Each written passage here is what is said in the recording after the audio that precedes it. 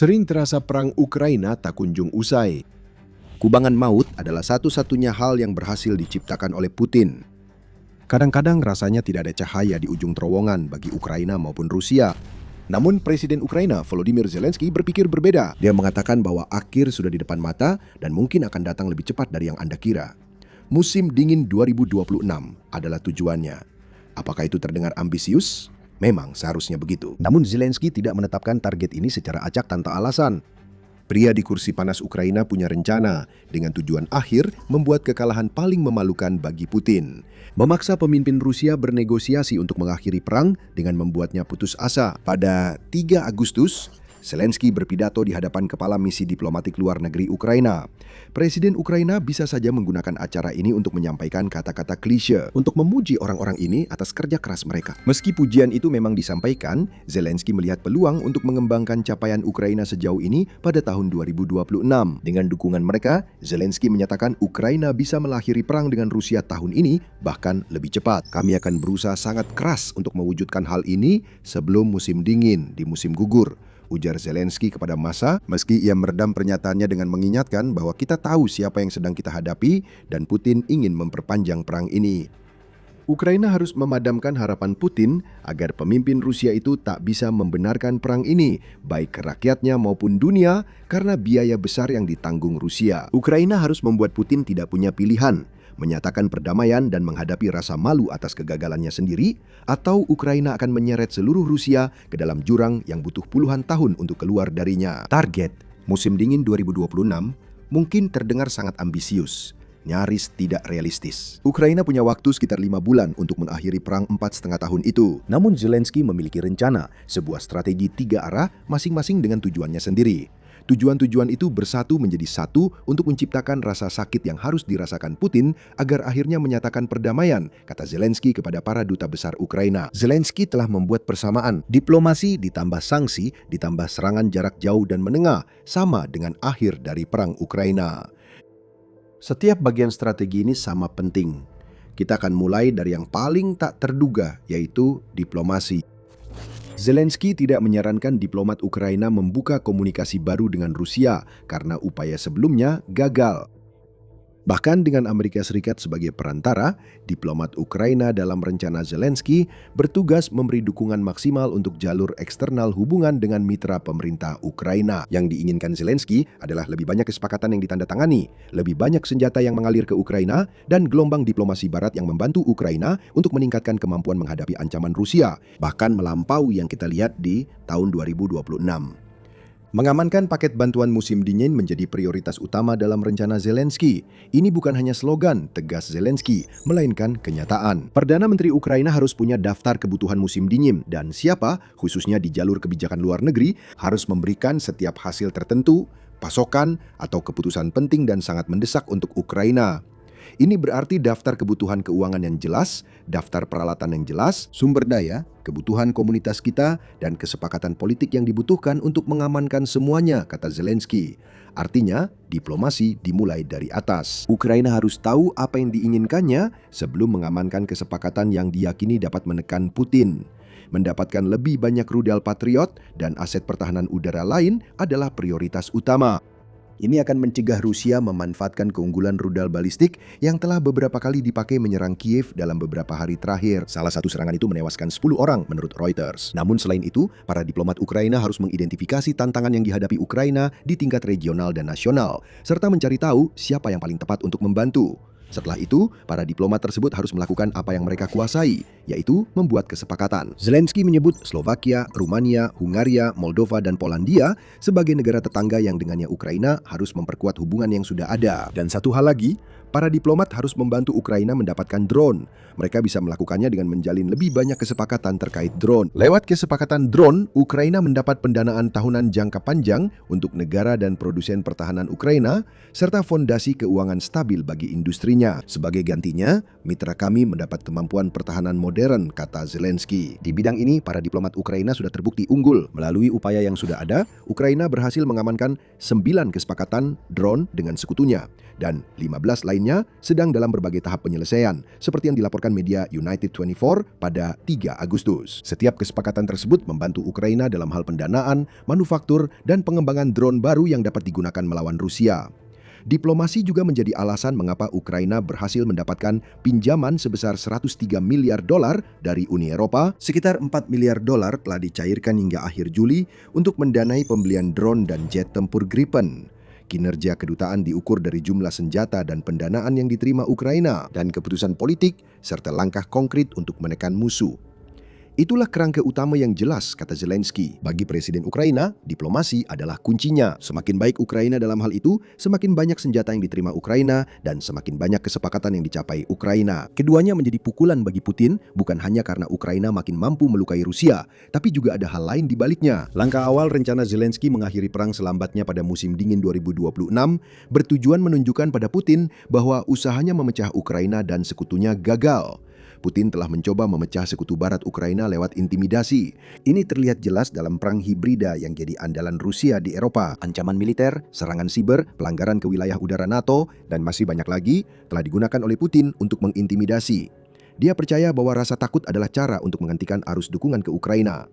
Melalui diplomasi dan kesepakatan yang dibuat Ukraina menunjukkan kepada Putin bahwa usahanya telah gagal. Bahkan, mereka justru menghasilkan efek sebaliknya dengan mempersatukan sekutu-sekutu Ukraina melawan Rusia. Kegagalan itu memberi tekanan pada Putin.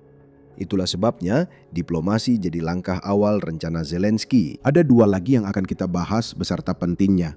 Tapi sebelumnya, ingat Anda sedang menonton acara militer. Jika Anda mendapat wawasan dari video kami masih punya banyak konten lain yang siap ditonton. Tekan subscribe dan aktifkan notifikasi agar tidak ketinggalan analisis perang Ukraina lainnya. Lanjut ke poin kedua, sanksi. Poin ini sangat terkait dengan aspek diplomasi rencana Zelensky. Dia menegaskan hal itu dalam pidatonya ketika dia berkata, sangat penting bagi semua orang untuk tetap fokus sepenuhnya dan mencapai lebih banyak hasil lewat sanksi terhadap Rusia. Semua orang bisa melihat ancaman rudal balistik dari Rusia yang sudah kami sebutkan berkali-kali hari ini. Ancaman itu semakin meningkat. Pada saat yang sama, perusahaan-perusahaan Rusia yang memproduksi rudal balistik masih belum dikenai sanksi global yang ketat. Diplomat Ukraina perlu bekerja sama dengan sekutu untuk mendorong sanksi pada perusahaan Rusia yang memproduksi rudal balistik. Ada 17 perusahaan kunci, kata Zelensky. Perusahaan yang sudah kena sanksi tetap bisa memanfaatkan celah agar mesin perang Rusia terus berjalan. Menutup celah-celah itu adalah suatu keharusan bersamaan dengan membuat sanksi baru. Untuk itu, Ukraina perlu memastikan keterlibatan yang lebih besar dengan para mitranya, bahkan sampai berkomunikasi dengan mereka setiap hari. Sebagian rencana ini mungkin tampak serakah dari Ukraina. Rusia sendiri sudah terkena ribuan sanksi, sebagian besar dari sekutu Ukraina. Menurut Castellum, Ukraina dan sekutu-sekutunya telah bersama-sama memberlakukan 26.655 sanksi terhadap Rusia. Dari jumlah tersebut, 23.960 diberlakukan sejak awal invasi skala penuh. Amerika Serikat menyumbang bagian terbesar dengan 6.441 sanksi. Namun, Kanada, Prancis, Swiss, Inggris, dan Uni Eropa juga memberikan kontribusi besar dengan beberapa ribu sanksi yang diberikan oleh masing-masing. Akan ada lebih banyak sanksi lagi yang akan diberlakukan terhadap Rusia. Pada 23 Juli, Dewan Uni Eropa mengesahkan paket sanksi ke-21 yang menargetkan 48 individu dan 170 entitas di Rusia. Fokus khusus telah diberikan pada sektor energi Rusia serta layanan keuangan dan mata uang kripto. Senat ITK telah meloloskan rancangan undang-undang sanksi terhadap Rusia yang lama tertunda, pertama kali diusulkan Lindsey Graham ke tahap persetujuan awal. Masih banyak yang harus dilakukan untuk meloloskan rancangan undang-undang yang memberi IAS kewenangan memberlakukan sanksi sekunder terhadap pembeli Rusia. Namun ini merupakan awal yang baik dan dengan asumsi rancangan undang-undang tersebut menjadi undang-undang, hal itu akan sangat merugikan Rusia dengan menempatkan para pelanggan minyaknya dalam posisi yang sulit. Kami memahami argumen bahwa Ukraina meminta tambahan sanksi meski sudah banyak sanksi diberlakukan. Namun ada 2 bantahan terhadap argumen itu. Pertama, berapapun sanksi yang diberlakukan masih bisa ditambah lagi. Jika tujuan utamanya melumpuhkan ekonomi Rusia, Ukraina ingin sekutunya menekan lebih keras. Kedua, memiliki sanksi itu satu hal, menegakkannya dengan baik adalah hal lain. Itulah celah yang ingin diisi Ukraina lewat langkah kedua rencana Zelensky. Salah satu alasan mengapa ekonomi Rusia bisa bertahan selama ini adalah karena negara itu berhasil menghindari sanksi dengan cukup baik, sehingga miliaran dolar tetap mengalir masuk. Armada bayangan yang mengirimkan minyak Rusia ke seluruh dunia menghasilkan hingga 100 miliar dolar setiap tahun menurut perkiraan Center for Strategic and International Studies.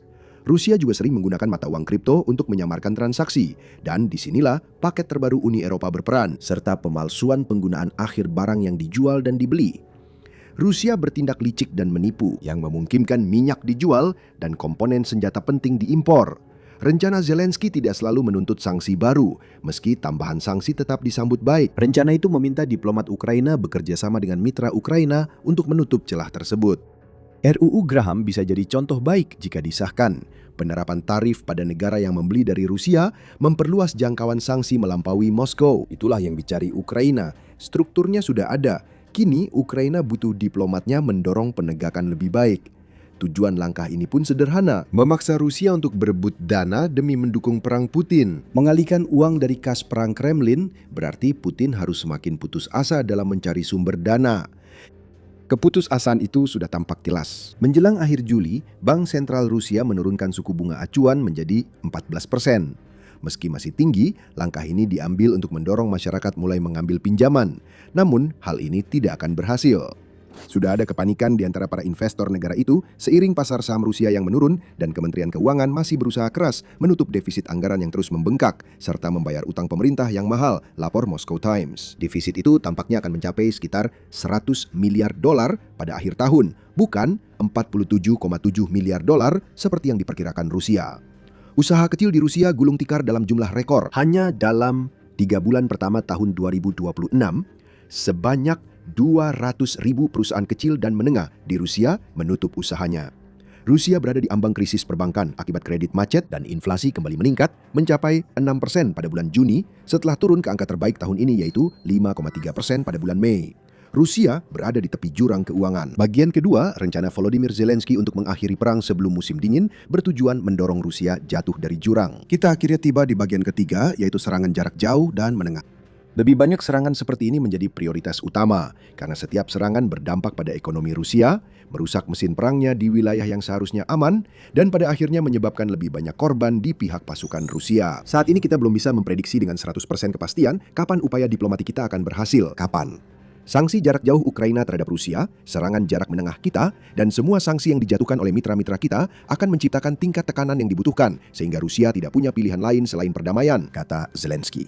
Dia tidak salah. 3 bagian itu bisa saja gagal, tetapi jika ingin berhasil, maka serangan Ukraina yang terus-menerus harus menjadi lebih besar, lebih luas jangkauannya, dan bahkan lebih berdampak daripada yang sudah ada sekarang. Zelensky telah melakukan semua yang dia bisa untuk mewujudkannya. Saat ini, Ukraina hampir menyelesaikan kampanye serangan jarak jauh dan menengah selama 40 hari pada target terpilih untuk menekan negara agresor mengakhiri perang. Ukraina tidak berniat beristirahat setelah 40 hari tersebut berakhir. Menjelang akhir Juli, Zelensky menyampaikan Ukraina telah membuat daftar target prioritas baru yang kemungkinan besar akan diserang setelah kampanye 40 hari berakhir. Pesannya jelas, drone demi drone harus masuk ke Rusia dan wilayah yang diduduki.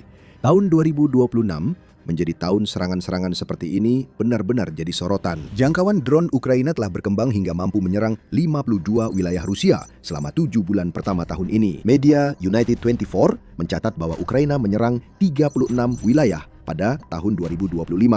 Jadi, 52 merupakan peningkatan yang signifikan. Hal ini memperkuat narasi Ukraina bahwa tak ada tempat aman di Rusia. Sejak awal tahun 2026, drone Ukraina telah menyerang kilang minyak Rusia hampir 200 kali. Dengan sorotan utamanya adalah serangan lebih dari 2.500 km terhadap kilang minyak Omsk di Siberia. Hingga 90% wilayah Rusia terpaksa membatasi penjualan bahan bakar sebagai akibatnya. Untuk serangan jarak menengah, Ukraina kerap menyerang keras di jalan raya RR280 sepanjang 700 km. Yang menghubungkan Rusia daratan ke Crimea dan Ukraina Selatan. Serangan bulanan di koridor jalan itu naik dari kurang dari 20 pada Januari menjadi lebih dari 130 pada Juni. Ukraina menyerang kapal armada bayangan yang memasok minyak, makanan, dan logistik ke Crimea di perairan. Selama kampanye 3 minggu pada bulan Juli, Ukraina menyerang 201 kapal armada bayangan di Laut Hitam dan Laut Azov. Di wilayah Ukraina yang diduduki, drone rutin menyerang logistik Rusia dan melemahkan serangan garis depan yang berperan besar dalam membuat Rusia kehilangan 42.860 tentaranya, jumlah tertinggi yang pernah tercatat pada bulan Juli. Serangan drone jarak jauh dan menengah memang efektif. Karena itu, Zelensky meminta tambahan drone sebagai strategi ketiganya. Mengenai apa yang dicapai oleh serangan-serangan ini, semuanya tentang tekanan yang diberikan kepada Putin. Bukan tekanan ekonomi, melainkan sosial. Dengan membawa perang Putin ke Rusia, Ukraina ingin membuat rakyat Rusia berbalik melawan Putin. Inilah sebab tingkat dukungan Putin turun paling cepat sejak perang dimulai. Dan mengapa survei bulan Juli oleh Institute of Conflictology and Analysis of Russia menemukan bahwa 81% dari responden mereka menginginkan perang Ukraina segera diakhiri. Banyak orang Rusia muak dengan perang Putin seperti warga Ukraina, terutama kini saat drone jarak jauh menimbulkan banyak masalah. Berikut 3 pilar rencana Zelensky. Bersama-sama, ketiga pilar tersebut dirancang untuk membuat Putin tidak memiliki alternatif lain selain perdamaian. Zelensky menyatakan bahwa 3 strategi ini akan digunakan untuk mendorong Putin ke meja perundingan pada musim dingin 2026. Agar itu terjadi, kita harus melihat lebih banyak kesepakatan tercapai, lebih banyak sanksi benar-benar diterapkan, dan lebih banyak drone beroperasi. Semua itu bisa dilakukan Ukraina, namun masih ada satu pertanyaan besar yang harus dijawab. Apakah rencana ini akan berhasil? Bisa saja. Namun Zelensky tahu Ukraina kini menghadapi orang gila yang terobsesi dan memandang perdamaian sebagai tanda kegagalan mutlak. Presiden Ukraina menyatakan rencana itu belum pasti berhasil karena alasan tersebut. Saat ini beredar rumor bahwa Putin akan memobilisasi 500.000 tentara Rusia. Kemungkinan setelah pemilu Duma negara Rusia pada September. Itu bukan sikap diktator yang mau mempertimbangkan perdamaian. Namun, itu tindakan orang putus asa yang tak mampu menghadapi jumlah korban Rusia yang melebihi kemampuan merekrut sukarelawan. Jika Rusia mobilisasi, Vladimir Putin bisa menghadapi reaksi besar yang berpotensi mengakhiri masa jabatannya atau setidaknya memberi tekanan lebih besar. Digabungkan dengan 3 langkah dari rencana Volodymyr Zelensky yang fokus pada tekanan, posisi Vladimir Putin mungkin segera tidak dapat dipertahankan. Segera di sini bisa berarti musim dingin 2026, waktu yang akan membuktikan jika rencana Volodymyr Zelensky gagal, itu bukan kegagalan sejati. Vladimir Putin mungkin tidak akan mendeklarasikan perdamaian, tetapi itu hanya berarti bahwa pada akhir tahun 2026, Ukraina akan berada dalam posisi yang lebih kuat dibandingkan awal tahun, semua berkat rencana ini. Ini adalah situasi menang-menang bagi Ukraina, dalam arti tertentu. Namun Zelensky akan berharap bahwa tekanan tersebut dapat membuahkan hasil. Putin sudah mendapat banyak tekanan dan akan ada lebih banyak lagi. Bukan hanya Ukraina yang menekan. Kritik pada perang Putin muncul dari sumber tak terduga, termasuk dari seorang yang katanya sekutu yang baru saja bertemu langsung dengan Presiden Rusia dan memintanya mengakhiri perang. Ini sangat mempermalukan Putin, sebuah pengkhianatan yang dilakukan secara terang-terangan di siang bolong untuk disaksikan dunia. Kamu bisa mengetahui semuanya jika menonton video kami. Dan jika kamu menikmati video ini, jangan lupa untuk berlangganan The Military Show, karena kami akan membawakan berita terbaru dari perang Ukraina. Dan seperti biasa, terima kasih sudah menonton.